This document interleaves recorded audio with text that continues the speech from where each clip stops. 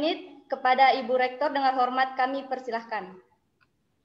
Terima kasih kepada Ananda moderator. Saya share screen dulu ya.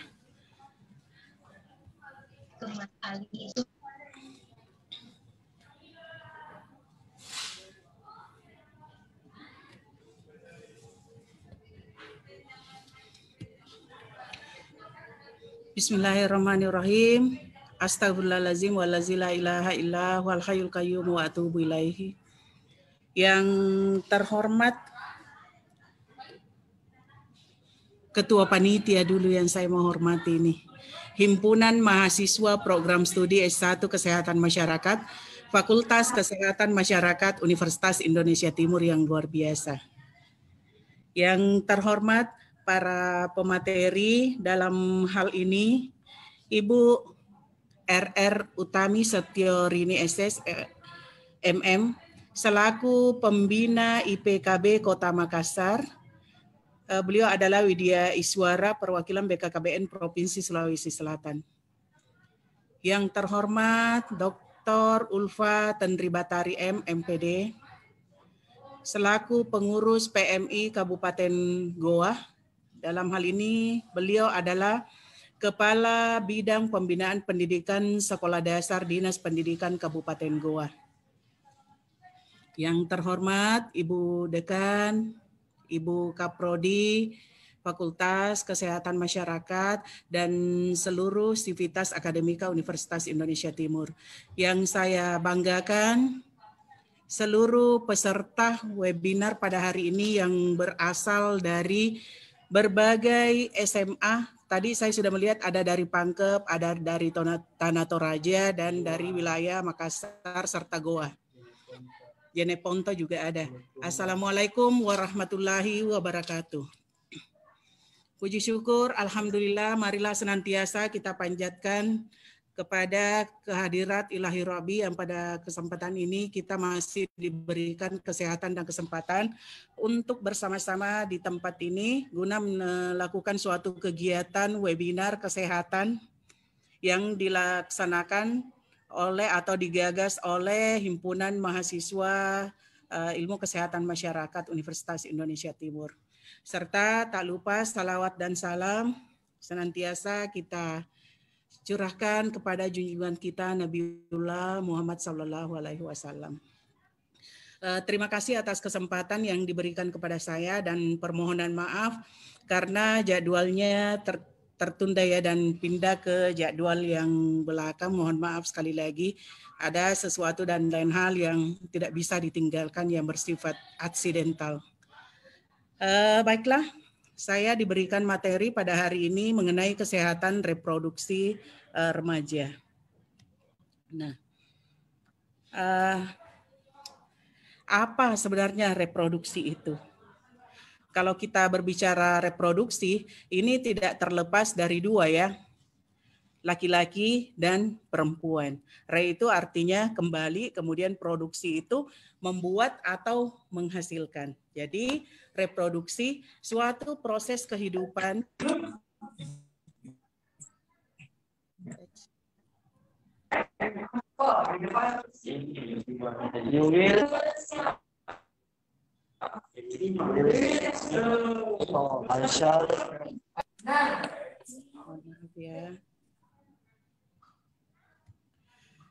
reproduksi itu adalah suatu proses kehidupan manusia dalam menghasilkan keturunan demi kelestarian hidup. Jadi anak-anakku, bahwa kalau yang namanya reproduksi itu menghasilkan keturunan. Yang namanya menghasilkan keturunan tentu ada perempuan dan ada laki-laki. Untuk apa itu? Demi kelestarian hidup umat manusia. Nah, ini secara teori bahwa kesehatan reproduksi adalah suatu keadaan sejahtera fisik, mental, dan sosial yang utuh, bukan hanya bebas dari penyakit dan kecacatan dalam segala aspek yang berhubungan dengan sistem reproduksi, fungsi, dan prosesnya. Kemudian, kalau kita berbicara siapa sih sebenarnya remaja itu? Ya, remaja dalam hal ini merupakan masa peralihan yang dari masa kanak-kanak ke arah dewasa. yang di mana remaja itu merupakan suatu persiapan untuk memasuki yang namanya masa dewasa. Dan semua pasti akan mengalami hal ini. Namun dalam prosesnya tentu ada banyak hal yang terkait dengan masa remaja ini yang terjadi. Dan tentu karena ini merupakan suatu fase, maka universitas, ada BKKBN, dalam hal ini ada kesehatan, tentu sangat memperhatikan hal-hal yang terkait dengan kesehatan reproduksi pada remaja. Nah, sekarang kita lihat, remaja itu terdiri dari 4 kalau kita mau mengkategorikannya. Ada namanya pra, ada awal, ada pertengahan, dan ada akhir. Nah, di mana terjadi pubertas itu? Pubertas terjadinya pada masa remaja awal. Dalam hal ini kita bisa lihat di umur 10 sampai dengan 14 tahun. Nah, teorinya sebenarnya ada beberapa teori yang mendefinisikan atau mendeskripsikan batasan daripada usia remaja ini. Nah, kita akan lihat lagi. Ini ada menurut WHO yaitu 12 sampai dengan 24. Kalau dari BKKBN itu 10 sampai dengan 24. Kemudian dari Kemenkes 10 sampai dengan 19 tahun. Dan ada dari PKBI yaitu umur 11 sampai dengan 24 tahun. Nah, kemudian kalau di dalam kehidupan sehari-hari itu dianggap remaja ini yang menikah berusia di antara 13 sampai dengan 16 tahun atau yang masih bersekolah di SMP atau SMA. Ini kebanyakan yang hadir di sini di webinar ini adalah remaja. Nah, tadi kita sudah melihat bahwa bagaimana itu reproduksi, siapa itu sebenarnya remaja, tentu kita akan berbicara secara seksualitasnya. Yang mana itu? Semua yang berhubungan dengan manusia sebagai makhluk seksual, baik secara emosi, kepribadian, jadi sikap. Kadang-kadang kita menganggap seperti ini, kalau berbicara seksual, kita anggapannya itu pasti hubungan kelamin antara laki-laki dan perempuan. Padahal sebenarnya tidak sesimpel itu. Jadi di mana seksual ini terdiri dari keadaan emosi, kemudian kepribadian dan sikap daripada remaja itu sendiri. Kita lihat lagi, asal kata seks di sini, orang kadang-kadang mengartikan bahwa jenis kelamin, reproduksi seksual, organ rangsangan, gairah hubungan seks. Ini yang kita maksud selama ini sebagai seks. Kemudian kalau arti seks, kalau kita melihat dari jenis kelamin, itu pengertiannya bisa laki-laki dan perempuan. Kemudian kalau berbicara mengenai reproduksi seksual, itu artinya membuat bayi. Itu tadi dari awal sudah saya sampaikan bahwa ada 2, yaitu kalau kita berbicara reproduksi ada perempuan dan laki-laki. Kemudian selintas di pikiran kita nih adalah seks itu membuat bayi. Penilaian itu arti secara konotasi yang bisa kita lihat di dalam pandangan masyarakat kita sehari-hari. Kemudian dalam hal ini seks itu juga pasti mengandung ada organ reproduksi. Kalau laki-laki kita bisa berpikir bahwa laki-laki itu memiliki penis. Kemudian untuk perempuan itu memiliki vagina. Nah, selanjutnya rangsangan atau gairah seksual itu seperti ada getaran yang ada di dalam tubuh baik laki-laki maupun perempuan. Kemudian ada hubungan seksual. Nah, dari hubungan seksual ini tadi kembali kepada reproduksi itu. Nah, selanjutnya kita bisa melihat kalau berbicara tadi mengenai organ reproduksi di anak-anakku yang perempuan ini ada namanya ovarium, ada namanya fimra, ada tuba falopia, ada uterus, ada serviks, vagina, mulut vagina. Kadang-kadang di dalam kehidupan kita ini, kalau misalnya ini ya, apalagi namanya pembicaraan awam antara laki-laki dan remaja perempuan, maksudnya remaja perempuan atau remaja laki-laki ataupun sesama remaja perempuan, misalnya mereka bersama dengan temannya. Ada, mohon maaf ya, ada yang mengatakan seperti ini, kalau yang namanya hubungan seksual itu nanti ketika misalnya penisnya laki-laki itu masuk ke dalam vagina perempuan, itu baru dimaksud. Sehingga kalau misalnya tidak seperti seperti itu tidak akan menimbulkan kehamilan. Nah, ini yang penting diketahui oleh anak-anakku sekalian bahwa yang menyebabkan orang menjadi hamil, ada 4 perkara yang menyebabkan hamil, yaitu ada sperma, kemudian ada ovum, kemudian sperma dan ovum ini bertemu, lalu hasil dari pertemuannya ini tertanam ke dalam rahim. Itu ada 4 perkara sehingga orang bisa menjadi hamil. Nah, makanya di dalam pelajaran atau KIE biasanya diajarkan kepada remaja-remaja kita, ada namanya masa subur bagi seorang perempuan, ada namanya masa tidak subur bagi seorang perempuan, sehingga sekalipun melakukan hubungan seks hanya 1 kali saja, itu tidak menjamin bahwa tidak akan hamil, kemungkinan juga bisa hamil. Kenapa bisa hamil? Karena ada pertemuan pada saat itu mungkin masa suburnya, sehingga sekalipun hanya 1 kali melakukan hubungan seks itu tetap bisa menimbulkan yang namanya kehamilan. Nah, ini yang penting yang harus diingat. Jangan dianggap bahwa 1 kali ini pasti tidak seperti itu, karena memang tadi ada 4 perkara ya orang menjadi hamil, ada ovum, ada sperma, dia bertemu dan tertanam, hamillah seorang perempuan. Kemudian kita melihat lagi organ daripada reproduksi dari pria. Ini ada yang namanya penis, ini sudah tahu ada skrotum, kemudian ada glans penis, ada uretra, vas deferens, epidemis, testis, skrotum, kelenjar. Ini semua adalah organ-organ reproduksi yang terdapat pada laki-laki. Yang tentunya pada kesempatan ini saya menyampaikan bahwa pentingnya untuk menjaga kesehatan reproduksi, pentingnya untuk menjaga yang namanya jangan sampai reproduksi ini tidak dimanfaatkan ke jalan yang benar.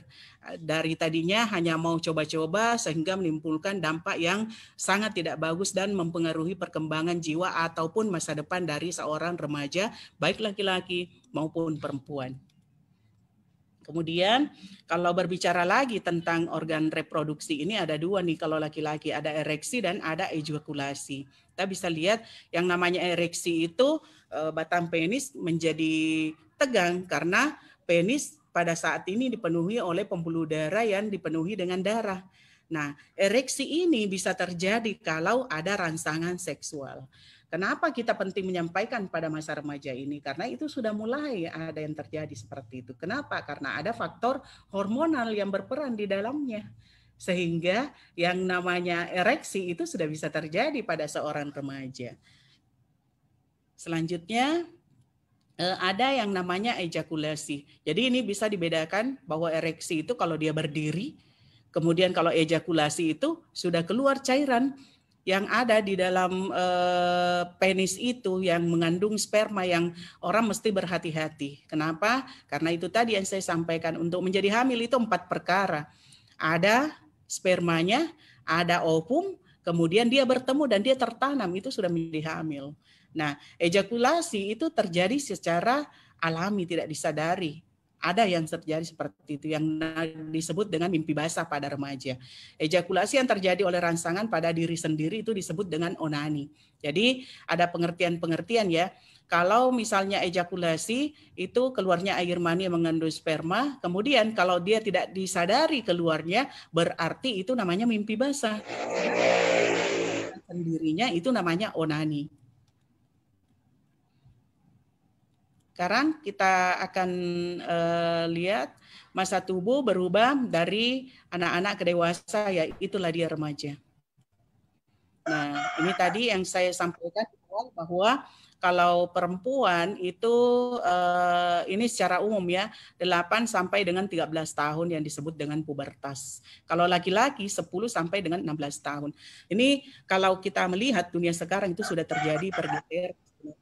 Karena dengan adanya media yang bisa diakses kapan saja dengan bebas, anak-anak kita itu bisa melihat di YouTube misalnya, di FB misalnya, di film-film misalnya, masih kecil-kecil itu sudah ada yang pacaran, sudah ini. Kalau dibandingkan dengan zaman dahulu itu kadang mohon maaf ya, mungkin SMP atau SMA, sekarang anak SD itu ada yang sudah pacaran juga. Nah, ini terjadi perubahan atau pergeseran paradigma yang terjadi di dalam masyarakat kita.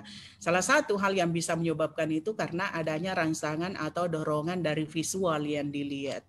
Mungkin Tidak ada maksud untuk mencari, tetapi konten-konten yang disajikan di dalam media sosial itu dengan mudah membangkitkan hormon, membangkitkan tidur-tidurnya ini remaja. Sehingga terjadilah pubertas secara dini. Kemudian, nah ini tadi yang saya sebut, kalau laki-laki itu namanya hormonnya testosteron. Sedangkan kalau ada namanya estrogen dan progesteron. Kalau ini sudah berfungsi, itu sudah bisa ada ovum. Kalau ada ovum, ada sperma masuk, itu sudah bisa hamil.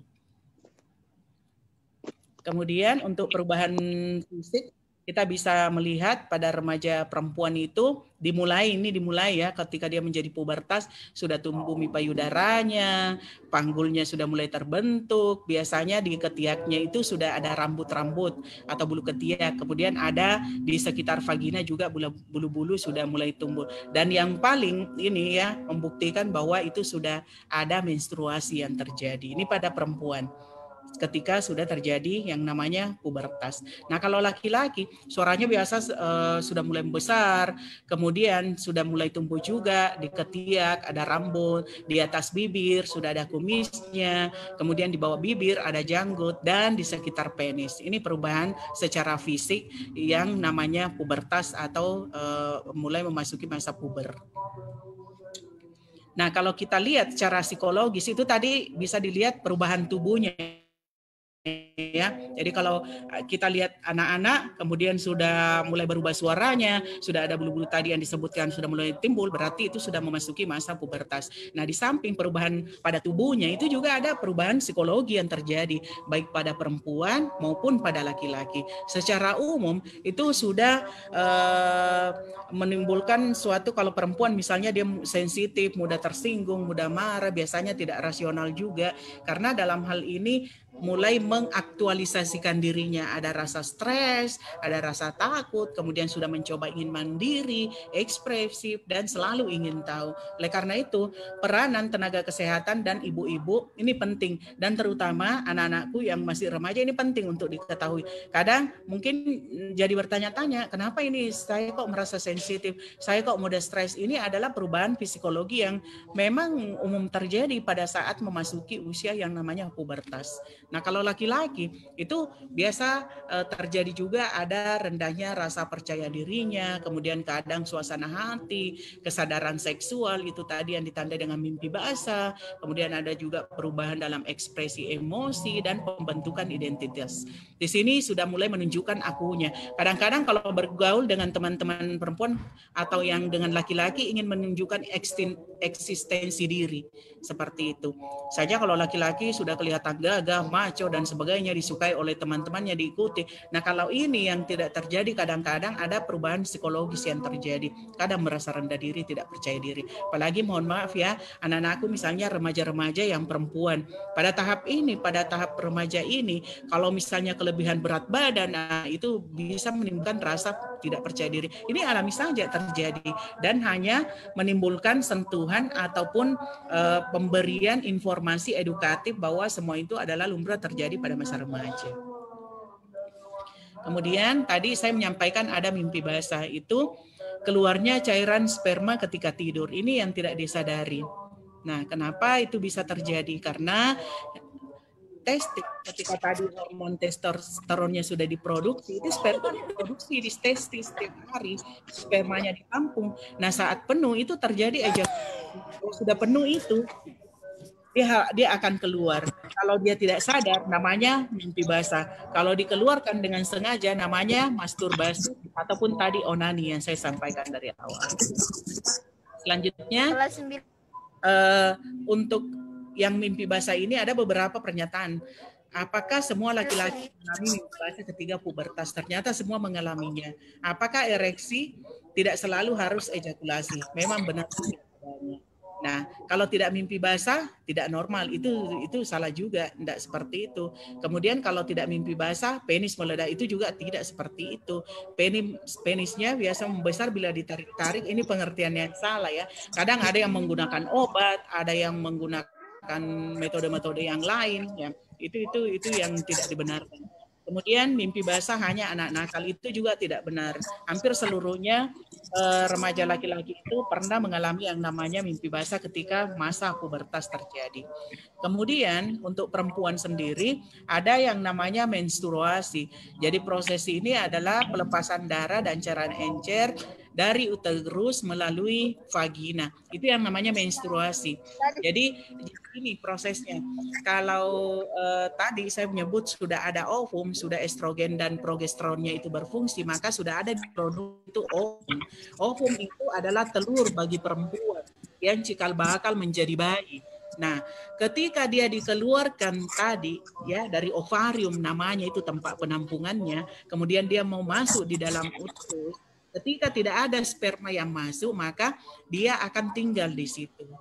Dalam 24 jam, ketika tidak ada sperma, maka dia akan mati.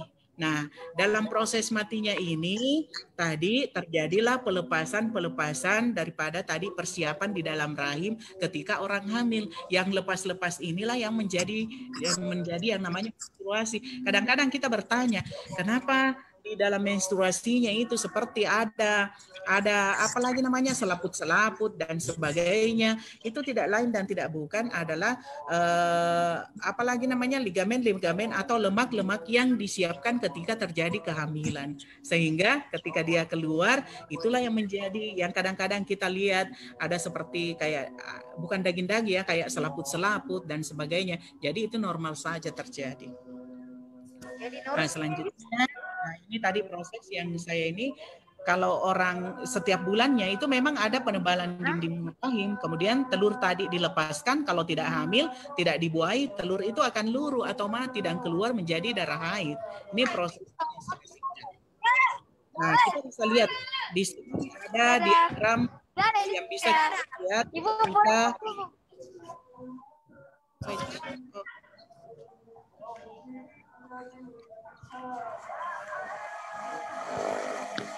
ketika proses normalnya itu 28 hari. Kita bisa melihat jadwal untuk menstruasi kurang lebih 5 hari, kemudian ada namanya tidak subur, ada masa subur, ada masa tidak subur. Kalau nanti ada yang mau bertanya kepada saya, kita boleh chat-chatan.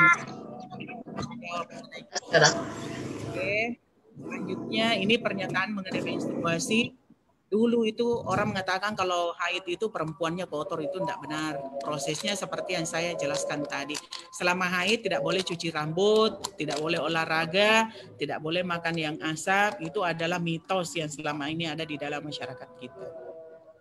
Nah, apakah KIE penting dalam hal ini? Penting. Yang semua tadi adalah pengetahuan dasar yang sudah seharusnya diketahui dan dimiliki oleh para remaja kita, baik yang perempuan maupun laki-laki. Kapan disebut dia remaja, kapan terjadinya menstruasi, kapan disebut pubertas, kapan mimpi basah itu, apakah itu normal atau tidak, ini penting untuk diketahui agar di dalam prosesnya nanti tidak ada rasa cemas, rasa stres, karena itu adalah hal umum yang terjadi pada masa remaja. Oke. Ini ada hasil survei ya. Kenapa ini penting kita pelajari? Semua harus berhati-hati karena diharapkan di sini remaja jangan melakukan uji coba atau coba-coba. Kenapa? Karena 111 juta kasus PMS itu diderita oleh kelompok usia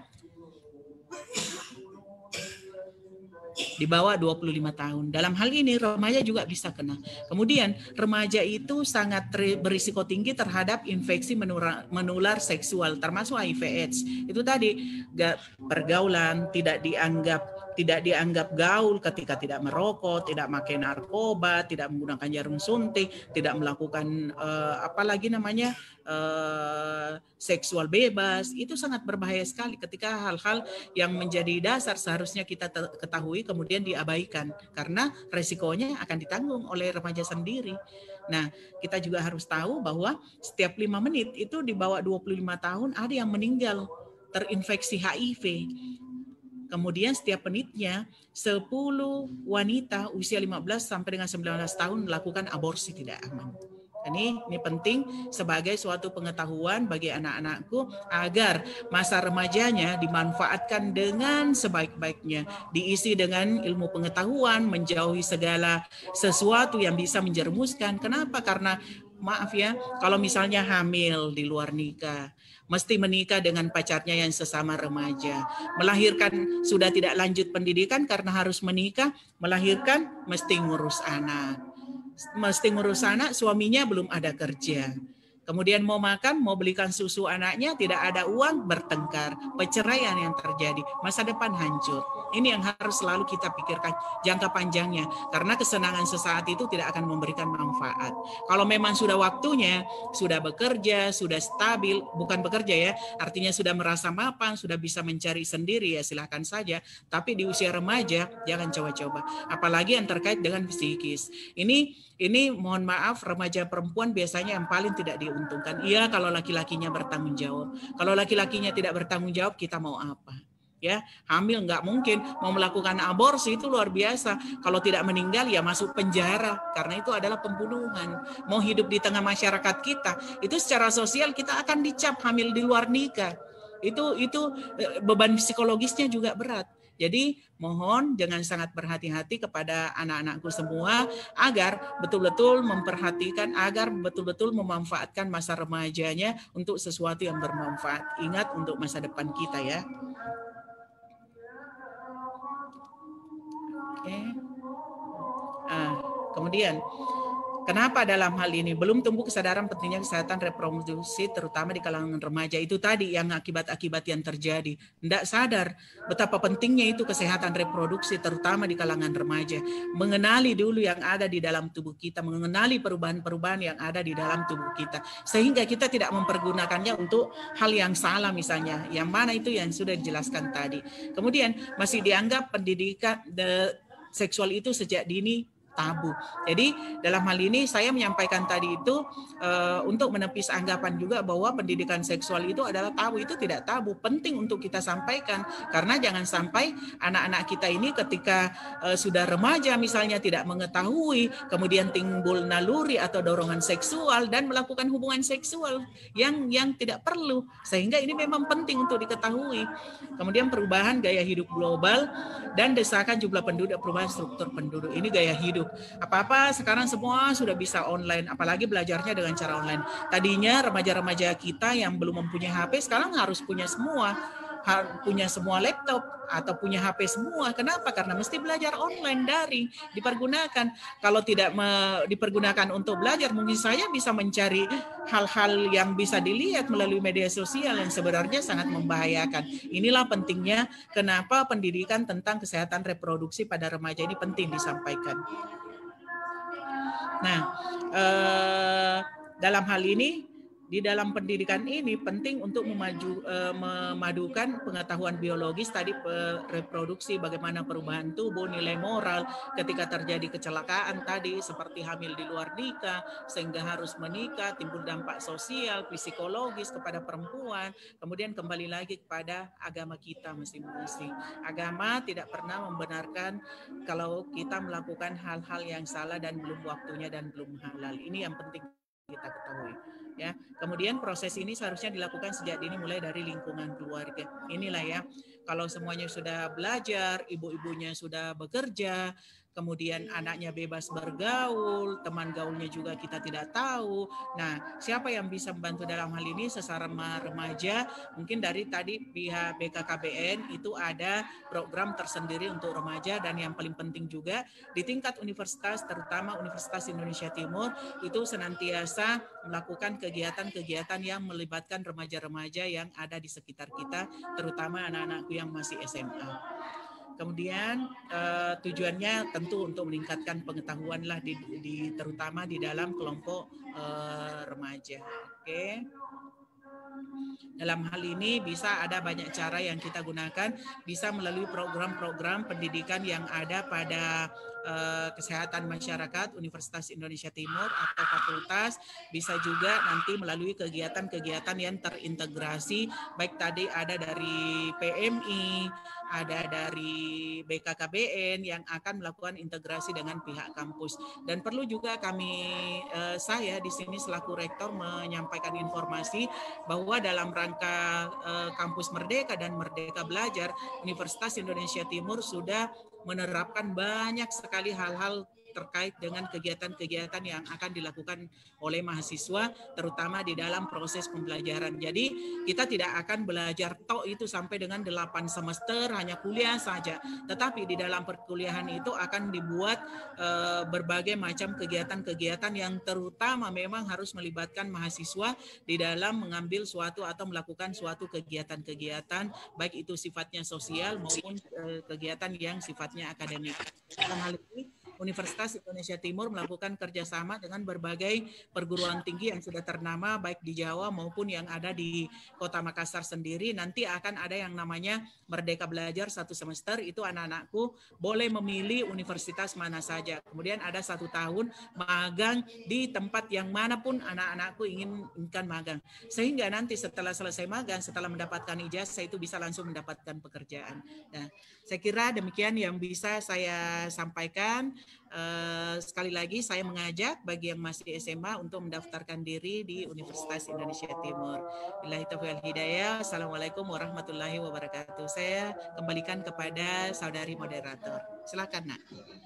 Baik, terima kasih Ibunda Dr. Andi Mariam atas materi yang begitu sangat bermanfaat. Selanjutnya kita masuk ke sesi tanya jawab. Saya akan membacakan satu pertanyaan dari peserta. Ini pertanyaan dari Siti Nur Cahya Kasmi.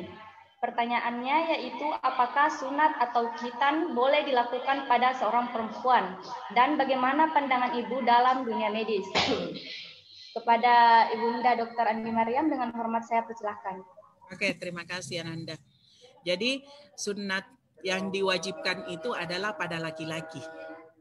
Ya.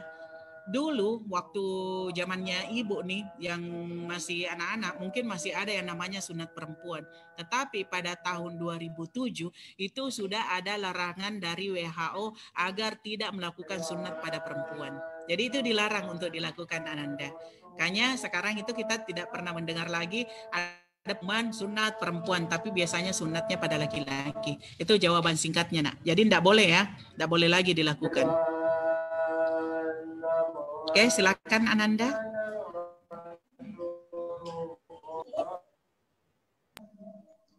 Baik, terima kasih Bu untuk jawabannya. Baik, saya memohon kepada Ibu untuk memberikan satu pertanyaan untuk diberikan kepada peserta untuk door prize di akhir acara. Kepada Ibu saya persilahkan. Oke, pertanyaan saya adalah ada sebutkan 4 syarat yang memungkinkan seseorang bisa hamil. 4 syarat terjadinya kehamilan yang selalu tadi saya sampaikan. Bu, di mana Bu? Ya, sebutkan 4 syarat terjadinya kehamilan. Baik, terima kasih Bu untuk pertanyaan yang telah diberikan.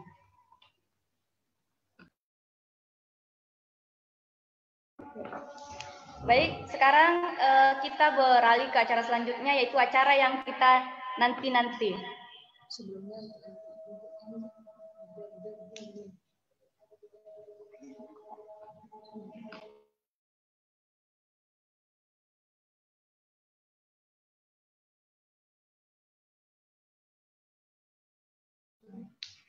Baik, di sini kita mempunyai 3 door prize. Jadi untuk yang door prize ketiga, kami tunggu jawaban teman-teman di link dengan pertanyaan sebutkan 4 syarat terjadinya kehamilan.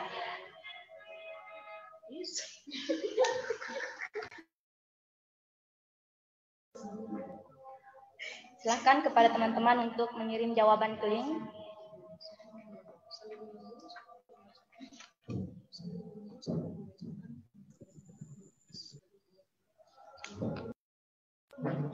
Baik, sambil menunggu jawaban dari materi ketiga, saya akan membacakan door prize pertama dan kedua.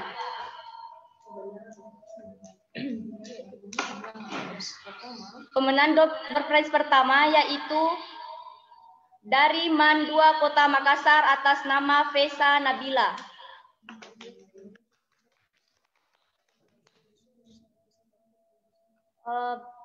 Untuk saudara Fesa Nabila, apakah masih ada di Zoom? Ya, masih ada. Boleh ditampilkan kameranya?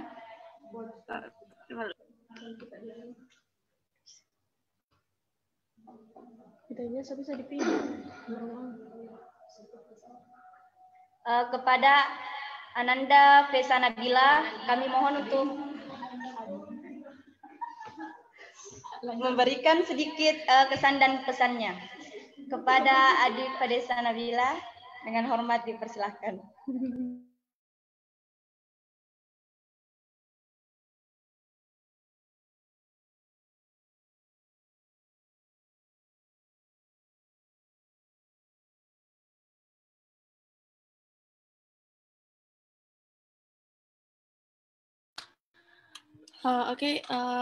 Bismillahirrahmanirrahim.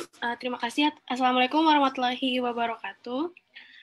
Terima kasih atas waktu yang telah diberikan. Jadi kesan dan pesan saya selama mengikuti Zoom ini, saya mendapatkan banyak ilmu baru.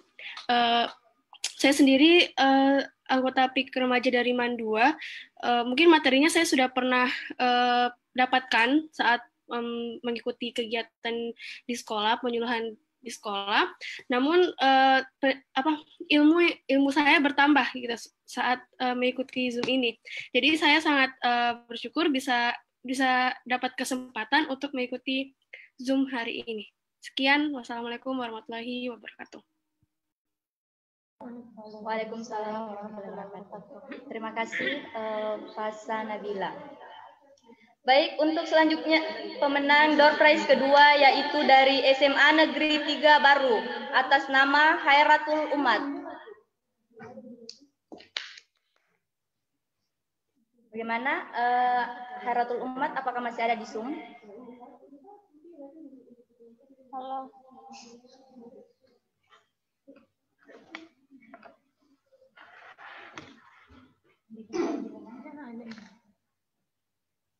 Khairatul Umat, apakah masih ada di Zoom?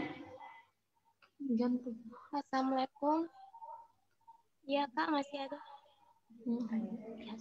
Baik, kepada Khairatul Umat, kami persilahkan untuk menyampaikan kesan dan pesannya selama mengikuti webinar pada hari ini.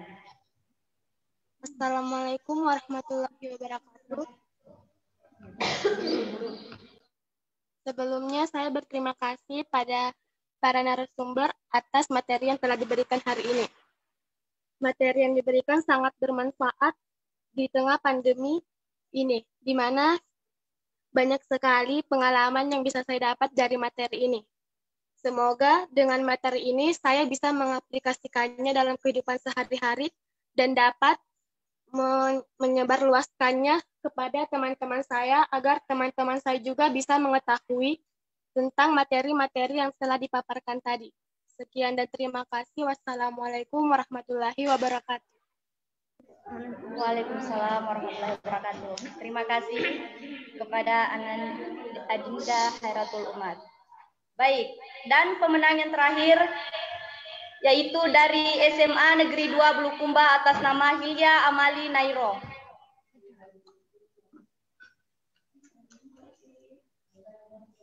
Hilya Amali, apakah masih ada di Zoom?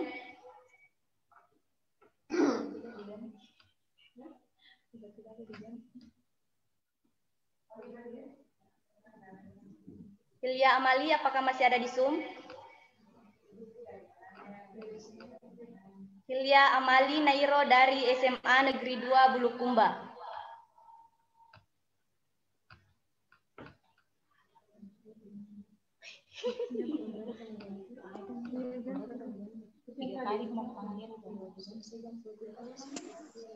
Baik, panggilan terakhir untuk Hilya Amali Nairo dari SMA Negeri 2 Bulukumba. Apakah masih ada di Zoom? Cek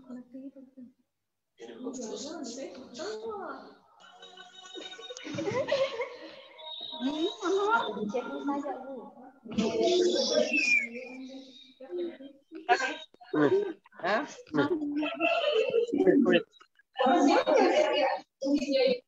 Bukan mulut itu bicara. Memang. Satu kali lagi. Orangnya mendengar, tapi katanya tidak bisa login Zoom. Oh iya. Masuk begitu. Anak kita itu ada ya. Iya. Masuk begitu. Adapun door prize-nya berupa tiket masuk dan hadiah menarik. Untuk info selanjutnya akan kami infokan ke WhatsApp masing-masing peserta pemenang door prize webinar pada hari ini. Baik, itulah serangkaian acara pada webinar kesehatan remaja pada hari ini. Selanjutnya saya serahkan kembali kepada seksi acara untuk melanjutkan acara kita. Kepada seksi acara saya persilahkan.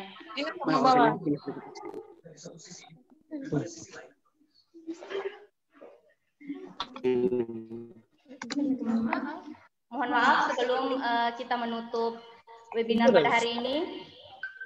Kita akan membuka konten digital yang akan dibuka oleh Ibu Rektor kita, yaitu Dr. Andi Mariam MKes.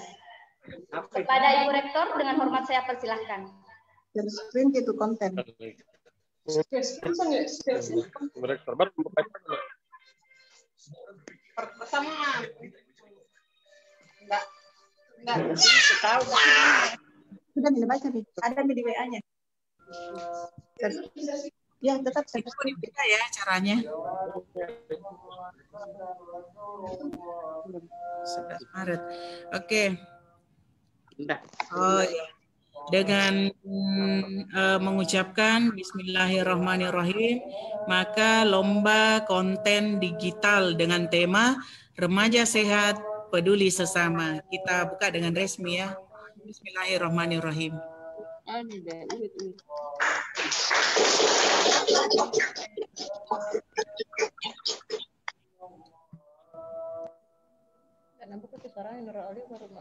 Jadi ini pendaftarannya mulai sekarang ya, sampai dengan tanggal 11 Maret untuk penilaian dan pengumumannya itu 12 Maret. Jangan lewatkan kesempatan ini karena hadiah besar dan menarik akan diberikan kepada yang juara. Silakan Ibu Dekan.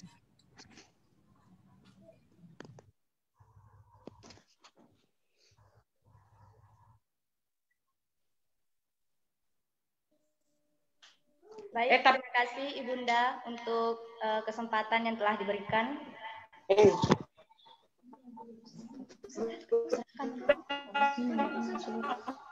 Sebelum menutup acara, kita akan melakukan foto bersama. Dimohon kepada seluruh peserta untuk mengaktifkan kameranya. Foto bersama. Kamu kesini. Kesalahan tuh 3 slide ini. Astaga.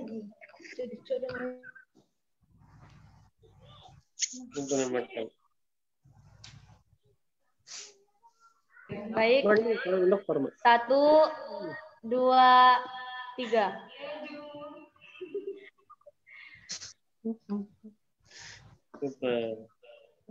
Dikirim dulu. Untuk slide kedua, mohon ditunggu.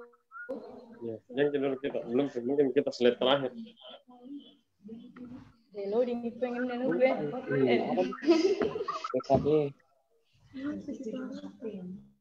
Lihat. Situs sih. Kayak Fiji. Oh, nanti kan ini pakainya baru kok. Ini aku tunggu. Live ya di karena live begitu. Tapi enggak cepat. Aduh, lalu tim.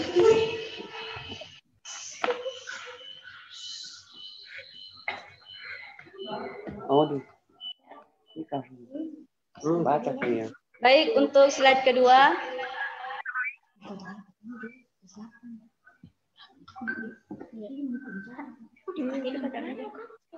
Slide kedua situ. Mohon dibuka kameranya.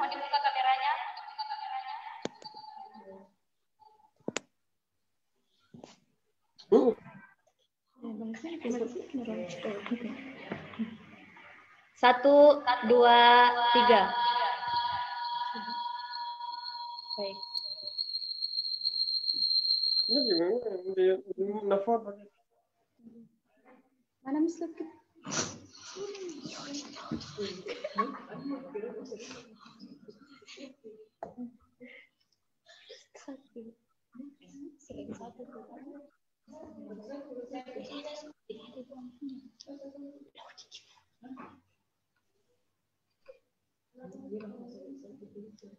Slide ketiga, silahkan siap-siap kameranya dibuka. 1, 2, 3.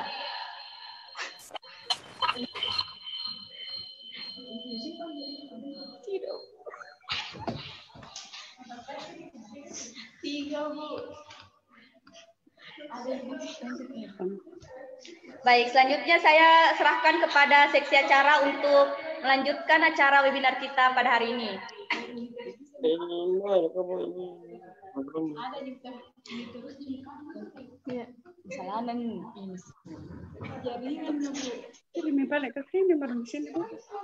Terima kasih kepada Nurul Aulia selaku moderator.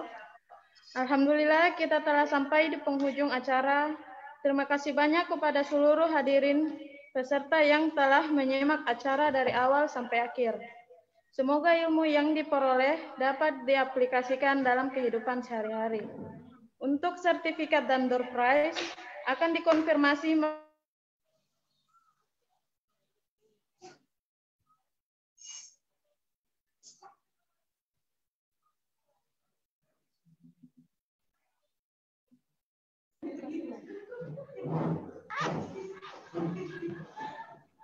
Mohon maaf, ada gangguan jaringan.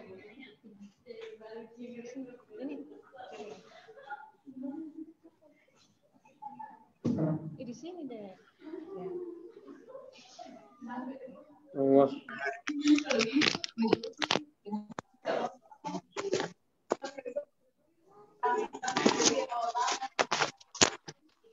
Langsung ya. Untuk sertifikat dan door prize akan dikonfirmasi melalui WhatsApp grup kesehatan remaja. Saya mewakili panitia yang bertugas, mohon maaf atas salah kata dan perbuatan. Akhir kata, terima kasih dan wassalamualaikum warahmatullahi wabarakatuh. Waalaikumsalam warahmatullahi wabarakatuh.